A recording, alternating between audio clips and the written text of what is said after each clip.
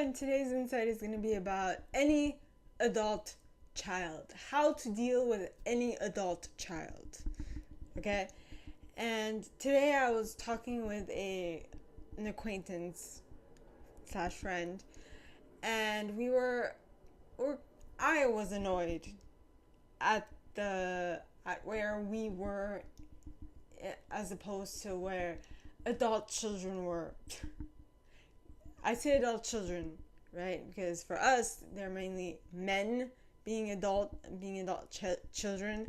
But I mean, guys also live this exact same experience with women who are women children, right?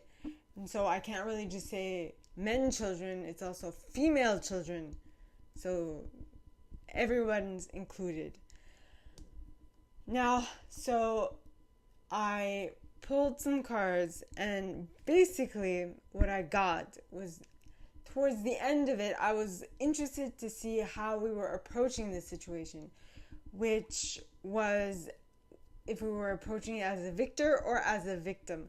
And the card that came out was a victim card, which indicates that we are cognizant of the fact that we cannot change them. If they are adult children, they are adult children, and we cannot force them to change their ways. They're gonna have to want to change their ways. And so with that being a part of it, a key component of it, we understand that it is not onto us to change them, it is onto themselves to change themselves. So at this point, we also understand that they might not change, and we are going to have to be okay with that. So it's either we're going to wait or we're going to have to compromise. Okay, understanding that there will be moments where their child's side will come back out, and the moment it comes back out is the moment where their childlike self is not really asked. They need to embody their adult self in that case. So what I'm getting is that what I got from that was that we need to understand that if we are in a situation where the other individual is acting too much like a child and not embodying their adult self, we are going to have to remind ourselves that we love them and they're a work in progress, and we understand that, and that we are cognizant and willing to work with that. But once they realize that they need to change and they need to shift, they will be quick to communicate. Maybe not in those specific words, but they are definitely going to get in contact to show that they have realized something major. All right?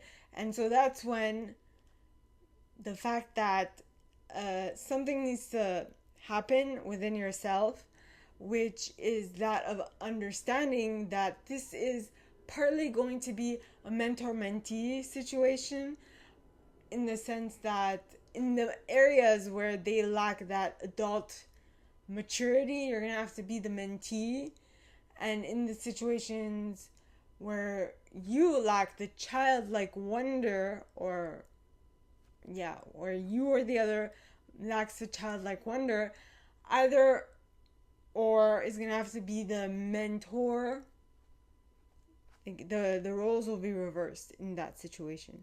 So it's just a matter of knowing what aspect of you is going to be better served or will better serve the situation, which is more like a superconscious education concept, that we have to understand that we get triggered into certain ways of reacting or not reacting to things, and we just need to understand when that happens that the individual is going through something difficult, and instead of getting angry at the fact that they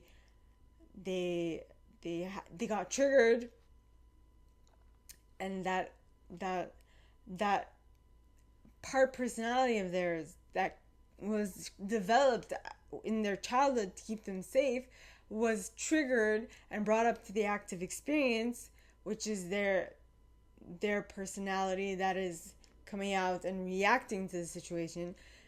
And that we need to be like, okay, so this is what happens and this is how I should react, instead of like yelling, screaming and whatnot, or getting offended. Just being like, okay, that's fine, I understand. And that's where the teamwork makes the dream work concept comes in handy. Now, if that balancing act can be achieved, and to help you in that ascension process, right? The to ascend or help to ascend, all right, process, which would come after the quick message from the other party comes to tell you that they have realized something major and that they have changed.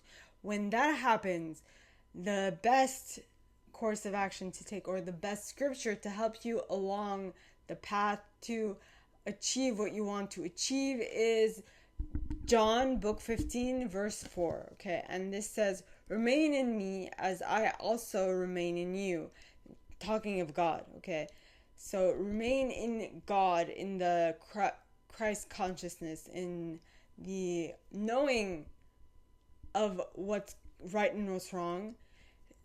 And then it says, no branch can bear fruit if by itself. It must remain in the vine, which means attached to the tree. Neither can you bear fruit unless you remain in me. So neither can you create things if you're not connected to source, is what this is saying. So stay connected with source so you can get actual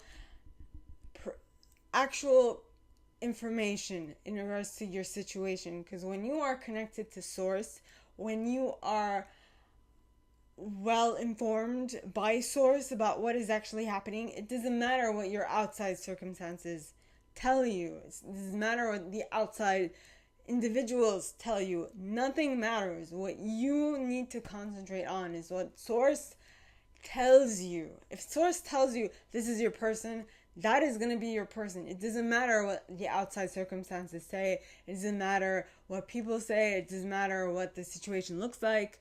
Nothing of the sort is going to matter. The most important thing is your connection to source. And if that is clear and very, and it'll